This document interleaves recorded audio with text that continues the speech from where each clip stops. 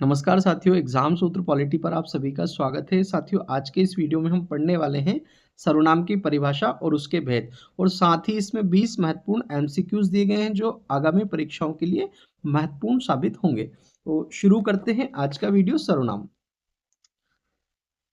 इसे इंग्लिश में प्रोनाउन कहा जाता है। इसकी परिभाषा, संज्ञा के बदले आने वाले शब्दों को सर्वनाम कहते हैं, या हम कह सकते हैं कि संज्ञा के स्थान पर प्रयुक्त होने वाले शब्द सर्वनाम कहलाते हैं। इसका शाब्दिक अर्थ, तो सर्वनाम का शाब्दिक अर्थ है सबका नाम, यानी कि ऐसे नाम जो सबके लिए प्रयोग में लाए जा सकते हैं सर्वनाम कहलाते हैं। इसके उदाहरण, मैं, हम, तुम, आप, वे आदि। सर्वनाम का उद्देश्य, इसका उद्देश्य क्या है? तो संज्ञा का बार बार प्रयोग करने से श्रोता का ध्यान वाक्य के अन्य शब्दों की ओर कम जाता है, इसलिए सर्वनाम का प्रयोग किया जाता है ताकि वक्ता के कथन को श्रोता स्पष्ट रूप से समझ सके। और भाषा को सुंदर और सरल बनाने के लिए भी सर्वनाम का प्रयोग किया जाता है। सर्वनाम के प्रयोग से पहले एक बार संज्ञा का आना आवश्यक है, क्योंकि संज्ञा के अनुसार ही सर्वनाम का लिंग और वचन निर्धारित होता है। जैसे उदाहरण देख लेते हैं, लड़का पढ़ता है और वह लिखता है। यहाँ वह लड़के के लिए है। लड़के पढ़ते हैं और वे लिखते हैं, ये बहुवचन है। लड़की पढ़ती है और वह लिखती है, स्त्रीलिंग है। तो यहाँ पे जो सर्वनाम का प्रयोग हुआ है वो लिंग और वचन के आधार पर ही हुआ है। सर्वनाम के भेद, सर्वनाम के मुख्य 6 भेद होते हैं। पहला है पुरुषवाचक सर्वनाम, दूसरा है निश्चयवाचक सर्वनाम, तीसरा है अनिश्चयवाचक सर्वनाम, चौथा है संबंधवाचक सर्वनाम, पांचवा है प्रश्नवाचक सर्वनाम, और छठा है निजवाचक सर्वनाम। तो ये सर्वनाम के 6 भेद हैं। तो एक एक करके हम 6 भेद, उनकी परिभाषा और उनके उदाहरण देखेंगे। पहला है पुरुषवाचक सर्वनाम। पुरुषवाचक सर्वनाम क्या है? तो वे शब्द जो किसी व्यक्ति के नाम के बदले प्रयोग में आते हैं उन्हें पुरुषवाचक सर्वनाम कहते हैं।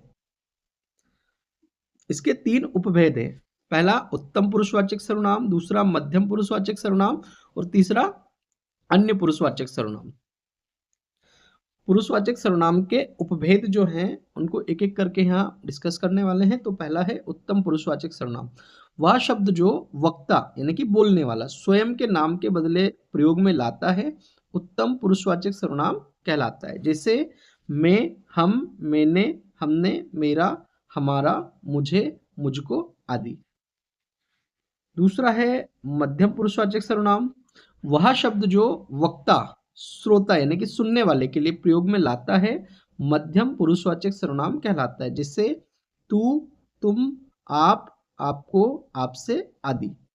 तीसरा है अन्य पुरुषवाचक सर्वनाम। तो वह शब्द जो वक्ता किसी अन्य व्यक्ति के बदले प्रयोग में लाता है अन्य पुरुषवाचक सर्वनाम कहलाता है। जैसे वह, यह, वे, ये आदि। दूसरा है निश्चयवाचक सर्वनाम। निश्चयवाचक सर्वनाम क्या है? तो जिन सर्वनाम शब्दों से किसी निश्चित वस्तु या व्यक्ति का बोध होता है उन्हें निश्चयवाचक सर्वनाम कहते हैं, या जहां निश्चित वस्तु या व्यक्ति का बोध हो ऐसे सर्वनाम को निश्चयवाचक सर्वनाम कहेंगे। जैसे यह, वह, ये, वे, इसने, उसने आदि। ये सारे उदाहरण निश्चयवाचक सर्वनाम के हैं। इसके उदाहरण वाक्य देख लेते हैं। यह मेरा घर है, वह तुम्हारा घर है, वह गाय है, ये मेरे हथियार हैं, यह पेंसिल है, वे तुम्हारे पैसे हैं आदि। तीसरा है अनिश्चयवाचक सर्वनाम। परिभाषा, जिन सर्वनाम शब्दों से किसी निश्चित संज्ञा का बोध ना हो उन्हें अनिश्चयवाचक सर्वनाम कहते हैं। जैसे कोई, कुछ। तो जहां भी कोई या कुछ शब्द आता है समझ लीजिएगा वो अनिश्चयवाचक सर्वनाम का उदाहरण है। उदाहरण वाक्य देख लेते हैं। नदी में कोई तैर रहा है, कुछ गिर पड़ा, कोई बैठा है, कुछ खाने को दो। तो इन सभी वाक्यों में अनिश्चयवाचक सर्वनाम का प्रयोग हुआ है। चौथा है संबंधवाचक सर्वनाम। परिभाषा, वह शब्द जो दो संज्ञाओं या वाक्यों के मध्य संबंध का बोध कराता है संबंधवाचक सर्वनाम कहलाता है। इसकी पहचान कैसे करेंगे? तो इसमें जो, सो, जैसा, वैसा, जैसी, वैसी, जिसकी, उसकी आदि शब्दों का प्रयोग होता है। जहां भी इन शब्दों का प्रयोग हो वह संबंधवाचक सर्वनाम होगा। उदाहरण वाक्य, जिसकी लाठी उसकी भैंस, जो देता है सो लेता है, जो आया है सो जाएगा, जैसी करनी वैसी भरनी आदि। अगला है प्रश्नवाचक सर्वनाम। इसकी परिभाषा, वह शब्द जो किसी प्रश्न का बोध कराता है प्रश्नवाचक सर्वनाम कहलाता है। अर्थात प्रश्न पूछने के लिए जिस सर्वनाम का प्रयोग होता है उसे प्रश्नवाचक सर्वनाम कहते हैं। पहचान, कौन, क्या, कहाँ आदि। तो जहाँ पे भी प्रश्न पूछने का बोध हो वहाँ पे प्रश्नवाचक सर्वनाम होगा। उदाहरण देख लेते हैं। उदाहरण वाक्य, कौन जा रहा है, कौन आया था, क्या खा रहे हो, तुम कहाँ रहते हो आदि। अगला है निजवाचक सर्वनाम। इसकी परिभाषा, वह शब्द जो वक्ता यानी कि बोलने वाला स्वयं के लिए या अपनेपन का बोध कराने के लिए प्रयोग में लाता है निजवाचक सर्वनाम कहलाता है। इसकी पहचान, आप, अपने आप, स्वयं, खुद, स्वतः आदि। इसके उदाहरण वाक्य देख लेते हैं। मैं स्वतः कर लूंगा, मैं अपने आप कर लूंगा, मैं खुद चला जाऊंगा, मैं अपना काम स्वयं करूंगा। तो यहाँ पे स्वतः, अपने आप, खुद, स्वयं आदि जो शब्द हैं ये निजवाचक सर्वनाम के उदाहरण हैं। इसके बाद है सर्वनाम से संबंधित 20 महत्वपूर्ण एमसीक्यूज। पहला प्रश्न, सर्वनाम का शाब्दिक अर्थ क्या होता है? विशेष नाम, सबका नाम, संज्ञा का नाम, इनमें से कोई नहीं। तो इस प्रश्न का सही उत्तर है ऑप्शन बी, सबका नाम। व्याख्या, सर्वनाम का अर्थ है सबका नाम या किसी विशेष व्यक्ति के बजाय सभी संज्ञाओं के स्थान पर प्रयुक्त हो सकता है। दूसरा प्रश्न, हिंदी में कुल कितने मूल सर्वनाम शब्द हैं? 6, 9, 11, 12। तो इसका सही उत्तर है 11। व्याख्या, हिंदी में मूल सर्वनाम 11 हैं। मैं, तू, आप, यह, वह, जो, सो, कौन, क्या, कोई, कुछ। तीसरा प्रश्न है, सर्वनाम के मुख्य रूप से कितने भेद होते हैं? 4, 5, 6, 7। तो इसका सही उत्तर है ऑप्शन सी, 6। व्याख्या, प्रयोग के आधार पर सर्वनाम के 6 भेद हैं: पुरुषवाचक, निश्चयवाचक, अनिश्चयवाचक, संबंधवाचक, प्रश्नवाचक और निजवाचक। अगला प्रश्न है, मैं अपने आप काम कर लूंगा। इस वाक्य में अपने आप कौन सा सर्वनाम है? पुरुषवाचक, निजवाचक, निश्चयवाचक, संबंधवाचक। तो इसका सही उत्तर है ऑप्शन बी, निजवाचक। व्याख्या, जहां वक्ता अपने लिए स्वयं, आप या खुद का प्रयोग करता है वहां निजवाचक सर्वनाम होता है। पांचवा प्रश्न, वह बहुत अच्छा लड़का है। इस वाक्य में वह कौन सा सर्वनाम है? निश्चयवाचक, अनिश्चयवाचक, संबंधवाचक या निजवाचक। तो इस प्रश्न का सही उत्तर है ऑप्शन ए, निश्चयवाचक। व्याख्या, जो सर्वनाम किसी निश्चित वस्तु या व्यक्ति का बोध कराते हैं उन्हें निश्चयवाचक सर्वनाम कहते हैं। छठा प्रश्न है, कोई आ रहा है। वाक्य में कोई किस प्रकार का सर्वनाम है? अनिश्चयवाचक, निश्चयवाचक, संबंधवाचक या निजवाचक। इस प्रश्न का सही उत्तर है ऑप्शन ए, अनिश्चयवाचक। व्याख्या, जिससे किसी निश्चित व्यक्ति या वस्तु का ज्ञान न हो उसे अनिश्चयवाचक सर्वनाम कहते हैं। सातवां प्रश्न है, जो सोएगा सो खोएगा। इसमें जो और सो कौन सा सर्वनाम है?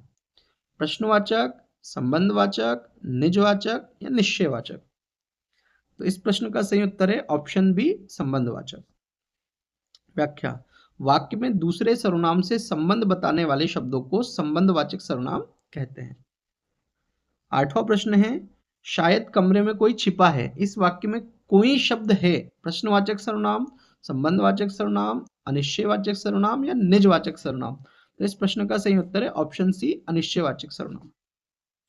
व्याख्या, यहां कोई से व्यक्ति की निश्चित पहचान नहीं हो रही है। नवा प्रश्न है, उत्तम पुरुष, मध्यम पुरुष और अन्य पुरुष किस सर्वनाम के भेद है? निजवाचक, पुरुषवाचक, निश्चयवाचक, संबंधवाचक। तो इसका सही उत्तर है ऑप्शन बी, पुरुषवाचक। व्याख्या, पुरुषवाचक सर्वनाम के 3 प्रकार होते हैं। पहला है उत्तम पुरुषवाचक, बोलने वाला या स्वयं के लिए जिन शब्दों का प्रयोग होता है उसे उत्तम पुरुषवाचक सर्वनाम कहते हैं। दूसरा है मध्यम पुरुषवाचक, तो सुनने वाला यानी कि श्रोता के लिए जिन शब्दों का प्रयोग किया जाता है उन्हें मध्यम पुरुषवाचक सर्वनाम कहा जाता है। और तीसरा है अन्य पुरुषवाचक, जहां श्रोता और वक्ता किसी तीसरे व्यक्ति की बात करते हैं वहां पे अन्य पुरुषवाचक सर्वनाम होता है। 10वां प्रश्न है, आप शब्द का प्रयोग आदर देने के लिए किस पुरुष में होता है?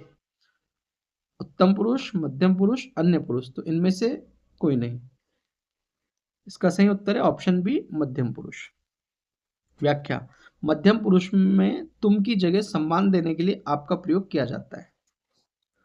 11वां प्रश्न है, यह मेरी पतंग है, रेखांकित शब्द यह का भेद बताइए।